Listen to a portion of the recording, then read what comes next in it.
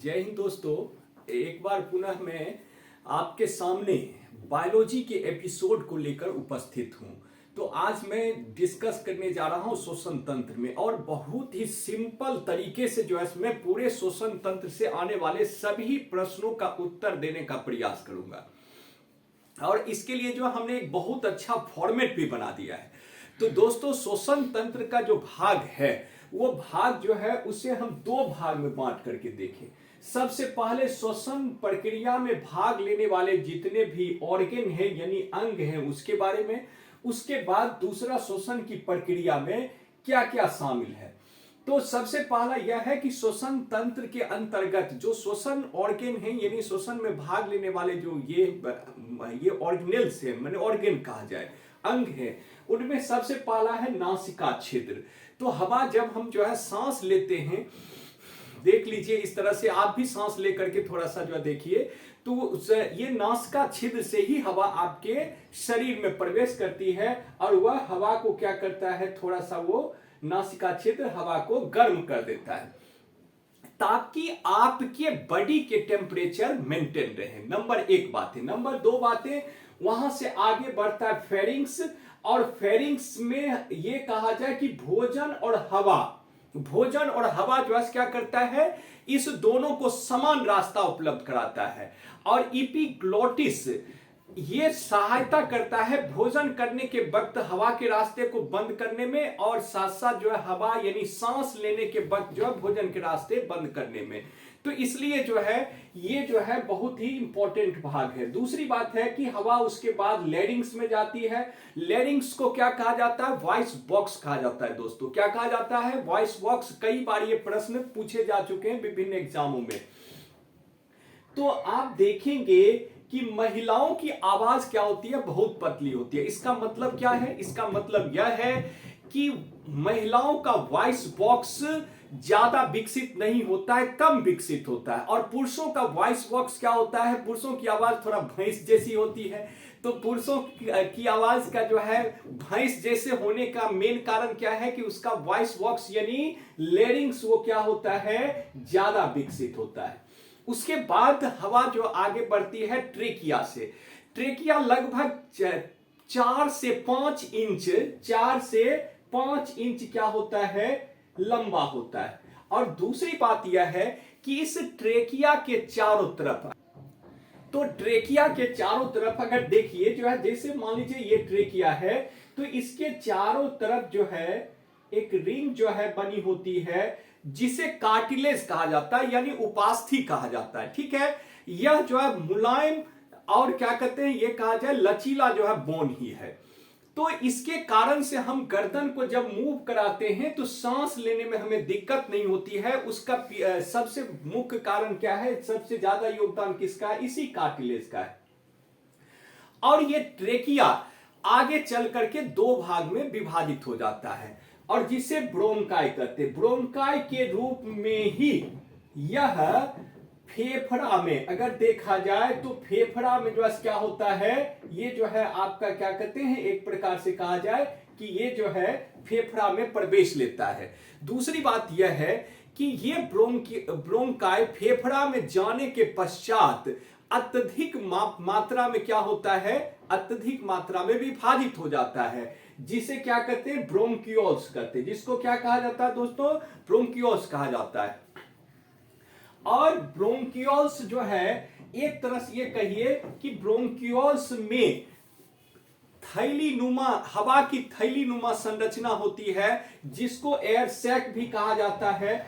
और साथ साथ जो है इस थैली नुमा संरचना का विशेष नाम दिया गया है जिसको अल्वियोलाई कहते हैं। क्या कहते हैं, अल्वियोलाई। और पूरे जो है आपको आश्चर्य होगा कि आपके फेफड़ा में और हमारे फेफड़ा में भी, ऐसा नहीं कि केवल आपके फेफड़ा में, तो हम सबों के फेफड़ा में लगभग 750 मिलियन अल्वियोलाई पाए जाते हैं। ये अल्वियोलाई ही क्या करता है, O2 को हीमोग्लोबिन से जोड़ने में वह स्थान उपलब्ध कराता है। ये अंगुली नुमा संरचना होती है। तो इस तरह से जो है अल्वियोलाई को अगर कहा जाए तो वास्तविक रूप से जो है क्या है कि हीमोग्लोबिन और O2 के मिलन स्थल जो है ये अल्वियोलाई उपलब्ध कराता है। उसके बाद जो है अगर देखा जाए तो फेफड़ा जो है आपका क्या है, या ये कहा जाए कि फेफड़ा जो है जंतुओं का, मल्टी सेलुलर का जो है एक प्रकार से सबसे मुख्य अंग है श्वसन का जो है, ठीक है। तो फेफड़ा दो भाग में विभाजित होता है, एक दाहिना फेफड़ा और दूसरा बायां फेफड़ा, ठीक है, जिसकी चर्चा हम यहां पर जो करने जा रहे हैं। तो मैंने कहा था कि ये जो है ऑर्गन है, और ऑर्गन में जो है आपका अगला जो ऑर्गन होगा फेफड़ा होगा, जिसकी चर्चा हमने कहा कि यहां करेंगे। अब दूसरी बात यह है कि पूरा जो श्वसन की जो प्रक्रिया है, वह श्वसन की प्रक्रिया को कितने भागों में बांटा जा सकता है। तो इसे सुविधा के दृष्टिकोण से अलग अलग जो लोग अलग अलग तरीके से बांटते हैं, इसे सुविधा और याद करने में आसानी हो इसके दृष्टिकोण से जो है हमने इसे 3 भाग में प्रारंभिक स्तर पर बांटा है। एक बाह्य श्वसन जिसको एक्सटर्नल ब्रीदिंग भी कहते हैं, और बाह्य श्वसन में एक क्या है, श्वसन है यानी सामान्य श्वसन है, और दूसरा एक्सचेंज ऑफ गैसेज है यानी गैसों का आदान प्रदान। तो इस तरह से अगर देखा जाए तो ब्रीदिंग जो है 2 प्रकार का होता है, एक इनहेलेशन जो इससे हम सांस लेते हैं, तो इस तरह से ये इनहेलेशन है जिसको निःश्वसन भी कहते हैं। और इस निःश्वसन के दौरान हम जो जितनी भी गैसें लेते हैं उनमें N2 यानी नाइट्रोजन की मात्रा 78%। अगर ये आपको ये पता है कि प्रकृति में भी यानी वातावरण में भी N2 की मात्रा कितनी है, 78% ही है, तो वही मात्रा हमारे अंदर जाती है। और O2 की मात्रा भी 21% है, तो वही हमारे अंदर जाती है। और CO2 की मात्रा 0.03%। लेकिन जब यही जो है हम क्या करते हैं, सांस को छोड़ते हैं, तो उसको एक्सेलेशन कहते हैं यानी उच्छ्वासन करते हैं। और इस उच्छ्वासन के दौरान, सांस छोड़ने के दौरान O2 और CO2 की मात्रा में जो क्या होता है, अंतर आ जाता है। यानी ये कहा जाए कि N2 की मात्रा वही रहेगी, यानी N2 कितना रहेगा, 78% ही रहेगा। लेकिन ये O2 जो है घट करके कितना हो जाएगा, 17% हो जाएगा, और साथ साथ CO2 बढ़ करके कितना हो जाएगा, 4%। यानी जिस समय हम सांस छोड़ते हैं उस समय जो है उस हवा में O2 की मात्रा 17% होती है, और तथा जो है क्या होती है, CO2 की मात्रा 4% तक बढ़ जाती है। उसके बाद दूसरा जो है श्वसन, बाह्य श्वसन का जो भाग है वह है फेफड़ा, जो पूरा का पूरा जो है कहा जाए कि यही जो है ब्रीदिंग को संचालित करता है, पूरा का पूरा जो है श्वसन तंत्र को क्या करता है, संचालित करता है। तो फेफड़ा 2 भाग में विभाजित होता है, एक दाहिना फेफड़ा, दूसरा बायां फेफड़ा।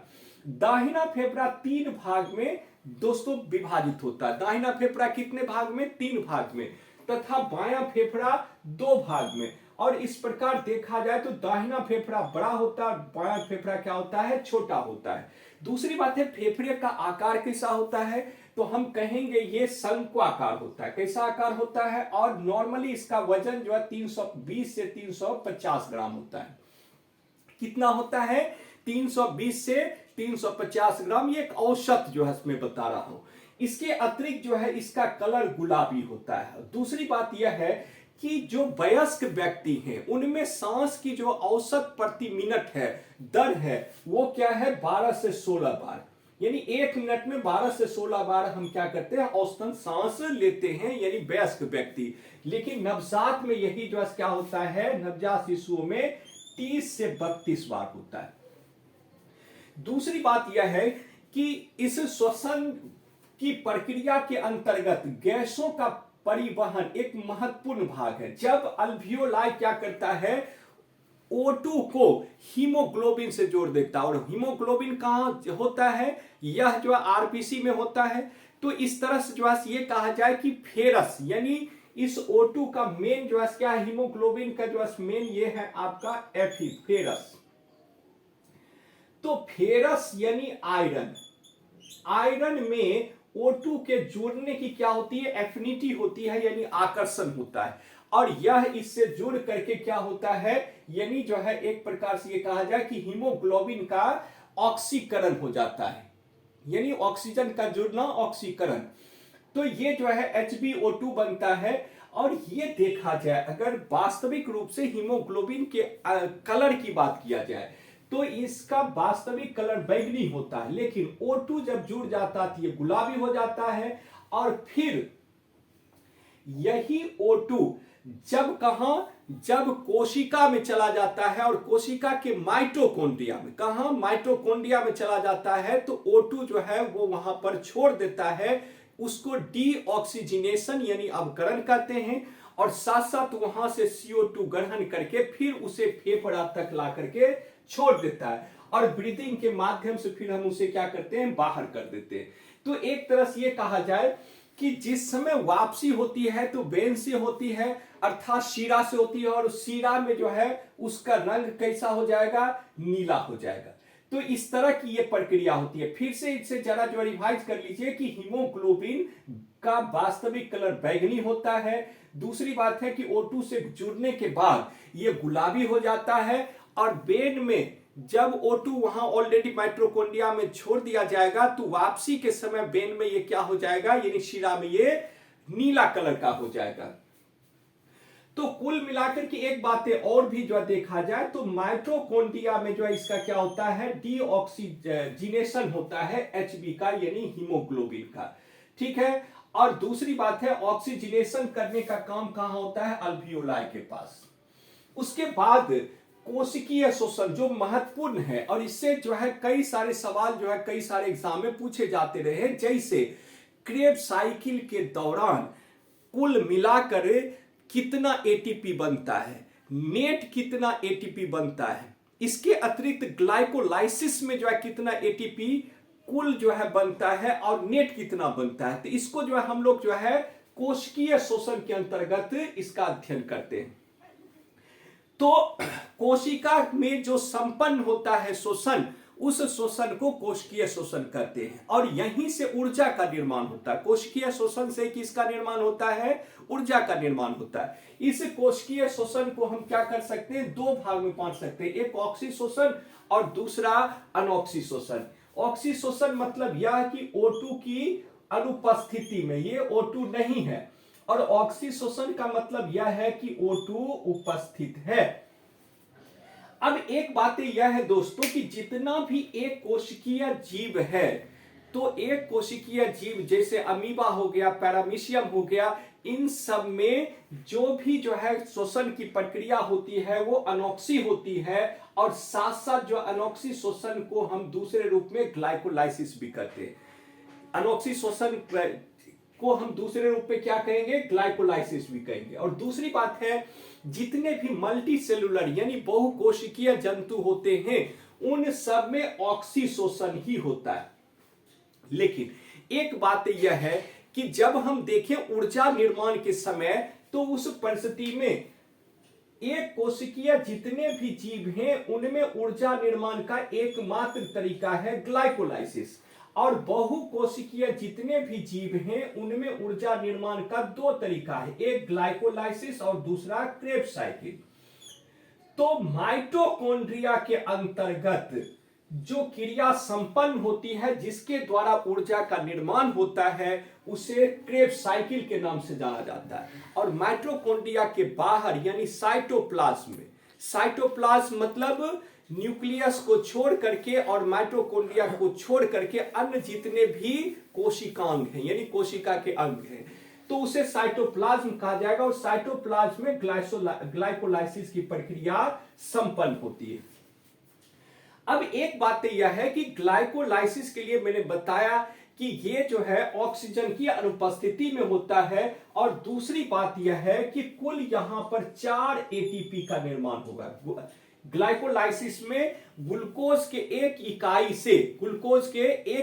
से कुल कितना एटीपी, 4 एटीपी का निर्माण होगा, और उसमें 2 खर्च हो जाएगा और नेट बचेगा 2।